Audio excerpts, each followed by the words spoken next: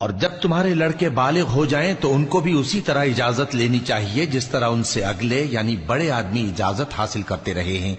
اس طرح اللہ تم سے اپنی آیتیں کھول کھول کر بیان فرماتا ہے، اور اللہ جاننے والا ہے، حکمت والا ہے۔ اور بڑی عمر کی عورتیں جن کو نکاح کی توقع نہیں رہی اور وہ زائد کپڑے اتار کر سر ننگا کر لیا کریں تو ان پر کچھ گناہ نہیں، بشرطے کہ اپنی زینت کی چیزیں نہ ظاہر کریں،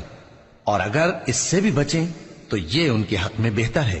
اور اللہ سنتا ہے، جانتا ہے۔ نہ تو اندھے پر کچھ گناہ ہے اور نہ لنگڑے پر اور نہ بیمار پر اور نہ خود تم پر کہ اپنے گھروں سے کھانا کھاؤ، یا اپنے باپ دادا کے گھروں سے، یا اپنی ماؤں کے گھروں سے، یا بھائیوں کے گھروں سے،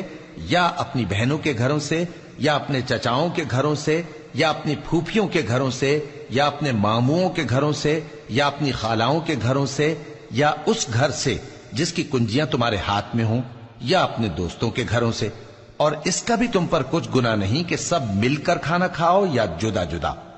پھر جب گھروں میں جایا کرو تو اپنے گھر والوں کو سلام کیا کرو، یہ اللہ کی طرف سے مبارک اور پاکیزہ تحفہ ہے۔ اس طرح اللہ اپنی آیتیں کھول کھول کر بیان فرماتا ہے تاکہ تم سمجھو۔ مومن تو وہ ہیں جو اللہ پر اور اس کے رسول پر ایمان لائے، اور جب کبھی ایسے کام کے لیے جو جمع ہو کر کرنے کا ہو پیغمبر کے پاس جمع ہوں تو ان سے اجازت لیے بغیر چلے نہیں جاتے۔ اے پیغمبر، جو لوگ تم سے اجازت حاصل کرتے ہیں وہی اللہ پر اور اس کے رسول پر ایمان رکھتے ہیں،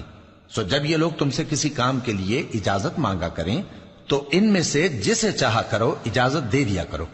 اور ان کے لیے اللہ سے بخشش مانگا کرو، کچھ شک نہیں کہ اللہ بخشنے والا ہے، مہربان ہے۔ مومنو، پیغمبر کے پکارنے کو ایسا خیال نہ کرنا جیسا تم آپس میں ایک دوسرے کو پکارتے ہو، بے شک اللہ کو وہ لوگ معلوم ہیں جو تم میں سے آنکھ بچا کر کھسک جاتے ہیں۔ تو جو لوگ ان کے حکم کی مخالفت کرتے ہیں ان کو ڈرنا چاہیے کہ ایسا نہ ہو کہ ان پر کوئی آفت پڑ جائے یا تکلیف دینے والا عذاب نازل ہو۔ دیکھو،